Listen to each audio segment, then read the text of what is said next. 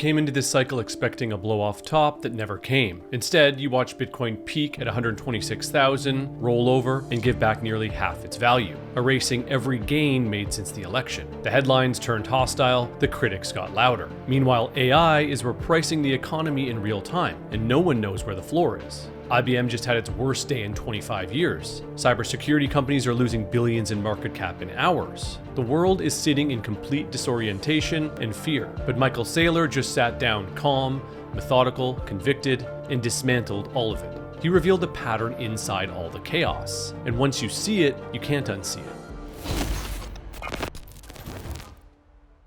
Welcome to No Second Best, the show where conviction meets reality and reality points straight to Bitcoin. I'm your host, Hurley. Now let's get into it. This week, Anthropic announced that Claude can automate COBOL code, the programming language powering most of the world's legacy banking infrastructure. IBM fell more than 10%, its worst single day since October 2000. CrowdStrike lost $20 billion in market cap in 2 trading sessions. Adobe is down 30% year to date as AI continues to compress creative workflows. Now, this isn't theoretical. AI is currently dismantling established industries in real time, and the market has no framework for pricing where it stops.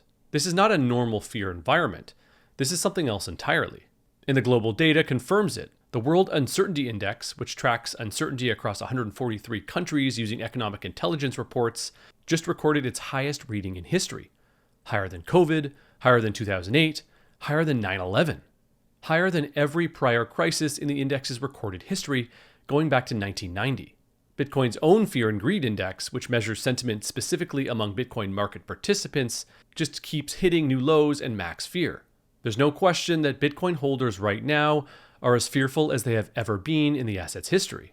Bitcoin is down 45% from its all-time high, which it reached in October. The weekly RSI is at 15.6, a level so oversold that it's only appeared twice before in Bitcoin's entire recorded history. December 2018 and June 2022. Both the absolute depths of the bear market and despair. Both of these readings look like obvious buy zones in hindsight. Neither of them felt obvious at the time. The AI disruption is almost certainly adding pressure to Bitcoin as well. When capital panics, everything correlated to risks tends to get sold. Bitcoin is sitting inside a broader fear storm, not because its fundamentals have changed, but because fear doesn't discriminate. And of course, as is tradition, the critics are doing victory laps. The mainstream consensus is that something is broken. And inside all of that noise, the man whose company holds the most Bitcoin on the planet is completely unfazed in his conviction and continues to buy large sums on a weekly basis. Michael Saylor sat down with Natalie Brunell on Coin Stories and delivered what I can only describe as a masterclass in conviction amidst out-of-control fear, uncertainty, and doubt. Now we're going to walk through parts of that conversation today because Saylor has the historical framework that makes all of this make sense. But before we get into the historical parallel that anchors this moment, we need to understand the mechanical reason the price is where it is. Saylor explains what is actually holding the price down right now. You also have a situation where the banking establishment is embracing Bitcoin at a progressive but a slower rate than people with short attention spans would like. It'll take the banks 4 years. 5 years, 6 years before they embrace an entirely new asset class. People would like for Bitcoin to be recognized in 4 months.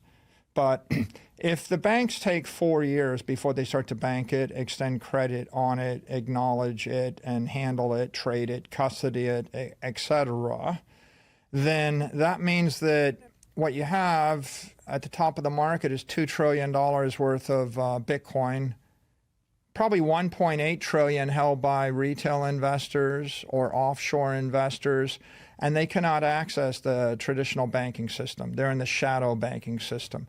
So if you had $1.8 trillion or more than $1 trillion worth of capital and no one would give you a loan on it, then how do you monetize it, right? You can't take a loan. Therefore, you have to go to a shadow banking system. You have to go offshore. So how would you actually monetize it? You either have to sell it, right? The safe way is to sell it, but that damps the upside. What else can you do? You can, by the way, you can get loans, a very small amount of loans from a few crypto exchanges where they don't rehypothecate your Bitcoin, but the sum of that capital is a few $1 billion probably. So if you have $10 million, you either cannot get a loan from a legitimate bank, or you can get a small loan at a 10% interest rate, or you can get a 3 or 4% loan, but then it gets rehypothecated. So your $10 million of Bitcoin gets sold once, gets sold twice, gets sold 3 times. You might actually create $30 or $40 million worth of selling because the Bitcoin that you posted that you transferred to the shadow bank or the crypto exchange rehypothecated it 3 times.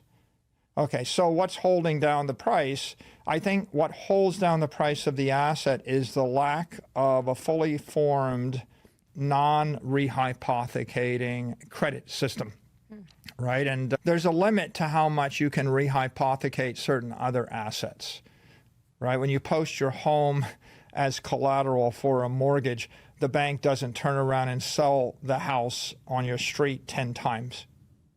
If they did, the price of houses on your street would be lower, right? Mm-hmm.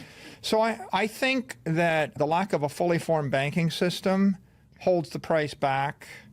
The existence of rehypothecation in the crypto economy damps the vol. It works to both sides, right? When people want to get short, they might get short 50x leverage. When they want to get long, they might get long 50x leverage. So right now we're in that bear market where you've got the rehypothecation holding back the price. And I think at some point it reverses itself. We'll just have to wait.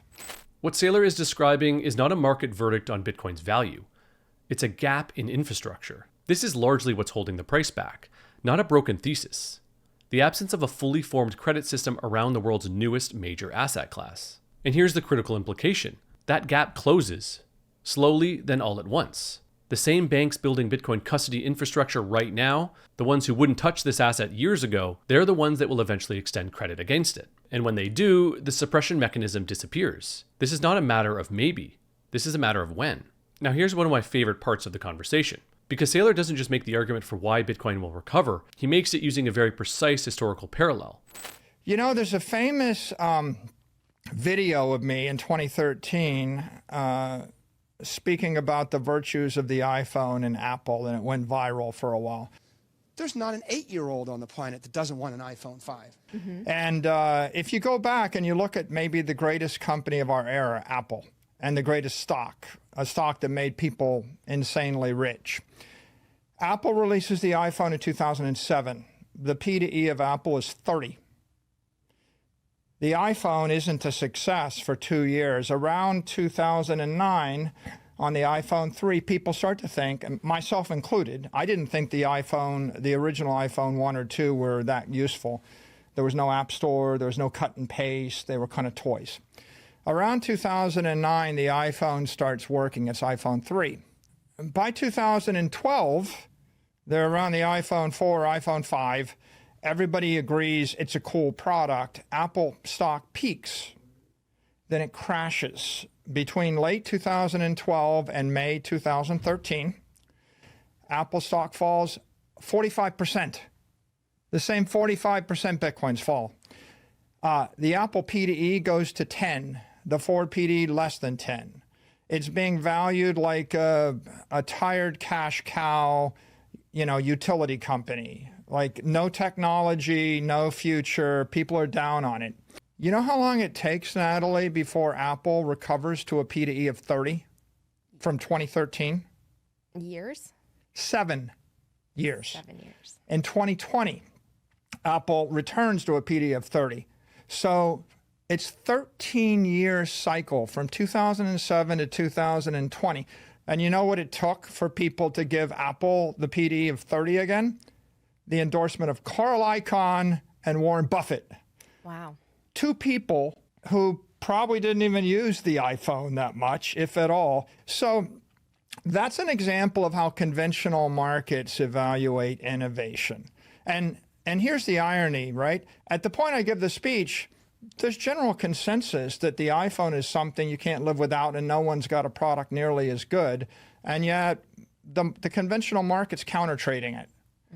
Okay, so if you got rich in the past decade, you probably bought big tech. There's no way you got rich without buying big tech. Big tech has been the primary screaming success. The stocks are up 10x, 20x, 30x, 50x. But in all cases, you find examples of the conventional market that underappreciates them and underestimates them. With Apple, it was 7 years through the wilderness. So Bitcoin, at what point do you have the fundamental ability to conclude that Bitcoin is global digital capital? Now, like what's the indicia? The President of the United States is telling you, right? The head of the Fed, Kevin Warsh, is telling you. The head of the Treasury, Scott Bessent, is telling you. The head of the SEC, the head of the CFTC, 8 other cabinet members, all the Middle Eastern sovereign wealth funds are telling you. BlackRock is telling you, right? My company is 100x its enterprise value. When in the history of the capital markets did a company ever buy $55 billion worth of a commodity and then loudly declare that this is digital capital and this is the new money of the world? Never. You have enough information to know that Bitcoin is unstoppable right now. The world's going to eventually come to a consensus, and it'll be the Warren Buffetts and the Carl Icahns of the world that will be what creates that consensus. They won't be first. They'll be last. They won't make a huge amount of money. They'll double or triple their money, right? And they will enter, and the PD goes from 10 to 30. They triple their money in a 12-month time period. And if you're able to think for yourself, and if you're able to weather volatility, you can 10x, 20x, 30x on your investment. But there really is no example of a successful technology investment where you didn't have to weather the 45% drawdown and go through that valley of despair. Conventional capital doesn't lead. It follows. It arrives last. Saylor's point isn't that Bitcoin will recover eventually. His point is that the people calling Bitcoin dead right now are playing the same role Wall Street played on Apple in 2013. And the people holding through this are positioned exactly where you needed to be in Apple before Buffett bought his first share. No, the signal isn't broken.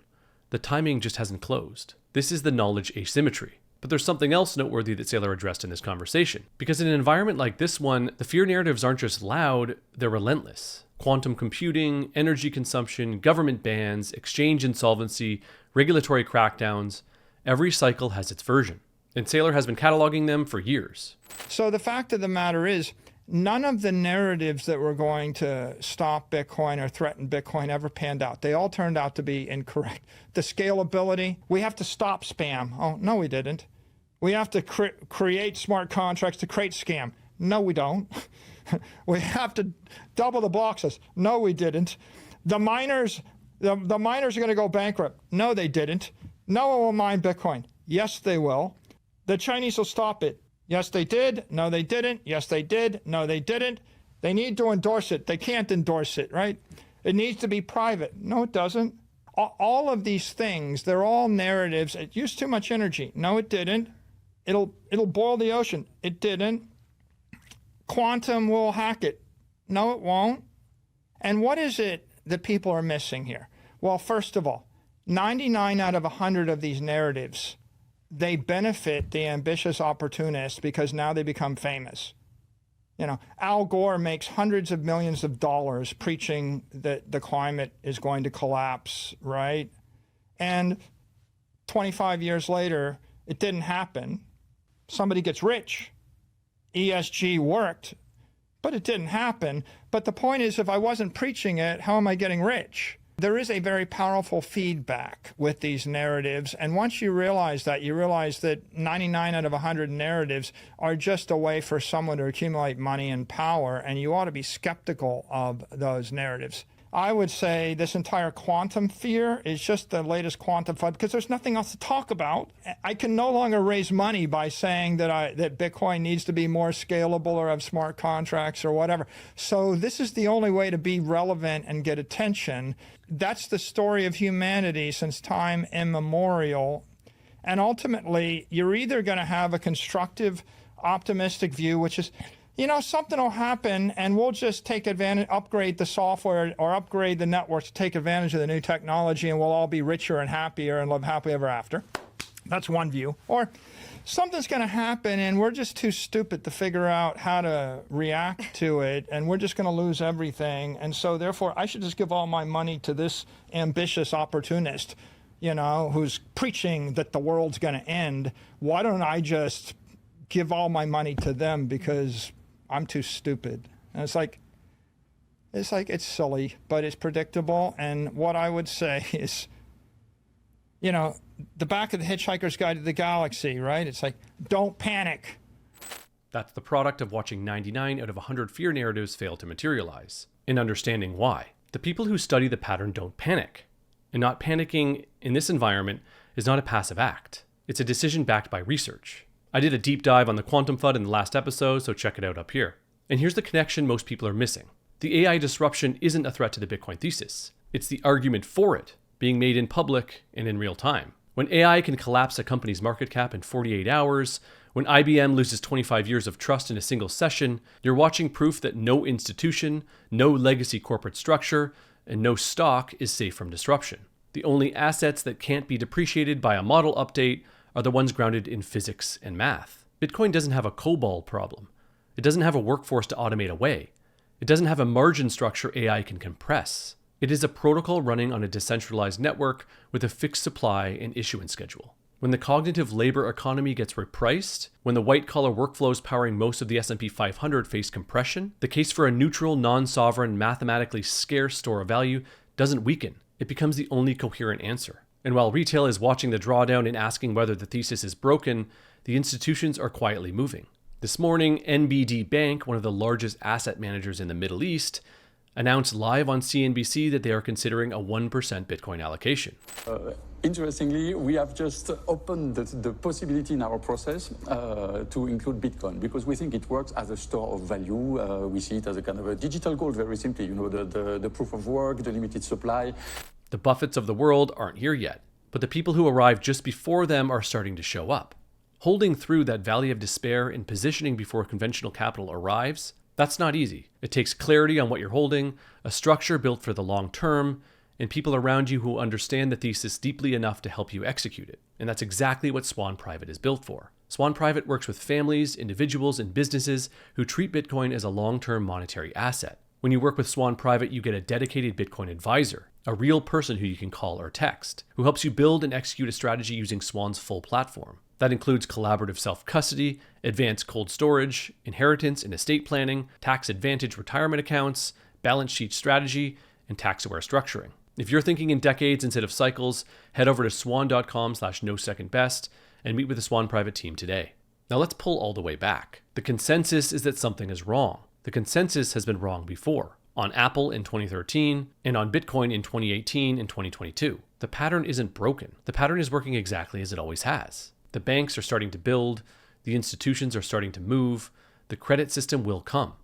And when it does, when the banking infrastructure closes the structural gap Saylor described, the suppression mechanism disappears and the price reflects what the asset actually is. You can't hold a beach ball underwater forever. Apple had its in 2013, and this is Bitcoin's. Act accordingly. Now I want to hear from you. What do you think a world of AI-driven disruption actually means for hard money? And if the Apple parallel holds, what's your timeline for conventional capital finally arriving in Bitcoin in size? Let me know your thoughts in the comments below. If you enjoyed this episode, please like the video and share it with someone who's disoriented right now. And don't forget to subscribe to the Swan Bitcoin channel so you don't miss the next one. Thanks for watching, and remember, in the game of money, there is no second best.